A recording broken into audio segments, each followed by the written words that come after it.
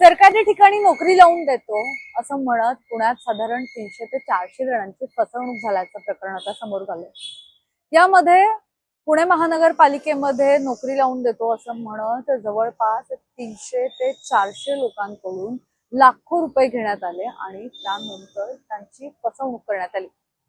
पहिले सुरुवातीला या लोकांना वाटलं की आपण पैसे दिलेत, याच्या विरोधात जर गुन्हा दाखल केला तर आपल्याला नोकरी लागणार नाही, आपलं काम होणार नाही, म्हणून पहिले काही दिवस हे लोक गप्प बसले। दिवस नाही, महिने म्हणावे लागतील। पहिले बरेच महिने हे लोक गप्प बसले आणि त्यानंतर आता अखेर पुण्यातील विश्रामबाग पोलीस स्टेशन येथे गुन्हा दाखल करण्यात आलेला आहे। यामध्ये नमित बनसोडे असेल, यासोबतच राजेंद्र खेडेकर आणि आणखी एक जण आहे, या सगळ्यांच्या विरोधात गुन्हा दाखल करण्यात आलेला आहे। शिवानंद पाटील असे नाव आहे, हा शिपाई आहे पुणे महानगरपालिकेतला, त्याच्यावर सुद्धा गुन्हा दाखल करण्यात आलेला आहे।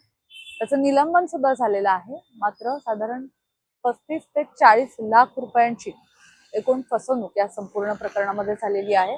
आरटीआय ऍक्टिव्हिस्ट विजय कुंभार यांनी हा घोटाळा उघडकीस आणला होता आणि त्यानंतर याबाबत पुण्याचे जे उपायुक्त आहेत, ऍडिशनल कमिशनर आहेत प्रजित नायर, यांनी सुद्धा याबाबत माहिती दिलेली होती। आपण त्यांच्याकडून विचारणा केलेली होती की अशा प्रकारचा पुणे महानगरपालिकेचं नाव घेऊन अशा प्रकारे फसवणूक केली जाते तर आपण काय कारवाई करणार आहोत। तेव्हा त्यांनी कारवाई करणार असल्याचं सांगितलं होतं, मात्र कारवाई काही झालेली नाहीये। साधारण 2 महिने या गोष्टीला उलटून गेलेले आहेत, तरी सुद्धा कारवाई करण्यात आलेली नव्हती। आता 300 ते 400 लोक या सगळ्यामध्ये त्यांची फसवणूक झाली आहे ते समोर आलेले आहेत। त्यांना काही गोष्टी सांगितल्या गेल्या आणि त्यानंतर त्यांची भीती काढली गेली आणि मग त्यांनी या सगळ्याबाबत आता गुन्हा दाखल केलेला आहे। नोकरीचा आमिष दाखवून अशा प्रकारे लाखो रुपयांची जी उकळ केलेली आहे या लोकांकडून, तर या संदर्भात गुन्हा दाखल केलाय। या सगळ्याबाबत आरटीआय ऍक्टिव्हिस्ट विजय कुंभार यांचं नेमकं काय म्हणणं आहे ते सुद्धा जाणून घेऊ। अखेर पुणे महापालिकेने बनावट नोकर भरती प्रकरणी FIR दाखल केला असून आपला एक कर्मचारी शिवानंद पाटील यालाही निलंबित केले आहे। शिवानंद पाटील आणि त्यांच्या टोळीने राज्यभरातील अनेक तरुणांना पुणे महापालिकेत नोकरी लावतो असं सांगून गंडा घातला आणि अनेक प्रकार केले, म्हणजे बनावट शिक्के तयार करणे, पालिकेच्या अधिकाऱ्यांचे बनावट सह्या करणे, पालिकेचे नेमणूक पत्र बनावट देणे वगैरे असं सगळं त्यांनी केलं आणि त्यासाठी प्रत्येकी सुमारे 30 ते 45 लाख रुपये असे जवळपास 300-400 मुलांकडून वसूल केले त्यांनी।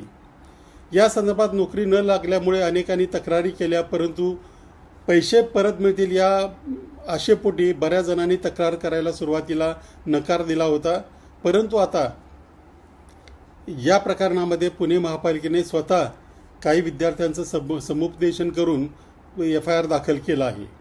परंतु हे इथं थांबू नये, तर या विद्यार्थ्यांना या टोळीने ज्या पद्धतीने गंडा घातलाय त्याचं संपूर्ण मनी ट्रेल, त्यांनी कुठे कुठे प्रॉपर्टीज घेतल्या, कुठे कुठे आणखी काही काय केलं, कोण कोण याच्यामध्ये सामील होतं, सगळ्या प्रकारावरून असं दिसतंय की पालिकेचे काही अधिकारीही यांना सामील असावेत। या सगळ्या प्रकाराची चौकशी झाली पाहिजे।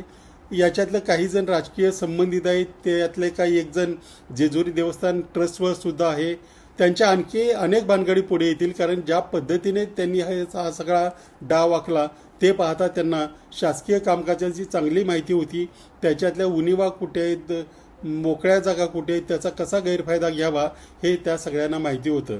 याच्यामध्ये अजून राजेंद्र खेडेकर, नमिता बनसोड वगैरेंनाही अटक करावी लागेल, कारण त्या सगळ्यांनी मिळून राज्यातल्या अनेक विद्यार्थ्यांचं अतोनात नुकसान केलेलं आहे। तर अशा प्रकारे या सगळ्या लोकांची फसवणूक झालेली आहे, गुन्हा दाखल करण्यात आलेला आहे। नेमका आगामी काळामध्ये काय ऍक्शन घेतली जातीये, ज्यांच्यावर गुन्हे दाखल झाले त्यांना कधीपर्यंत अटक होतीये आणि या लोकांचे पैसे यांना पुन्हा मिळतात का, हे सगळं पाहणं महत्त्वाचं असेल।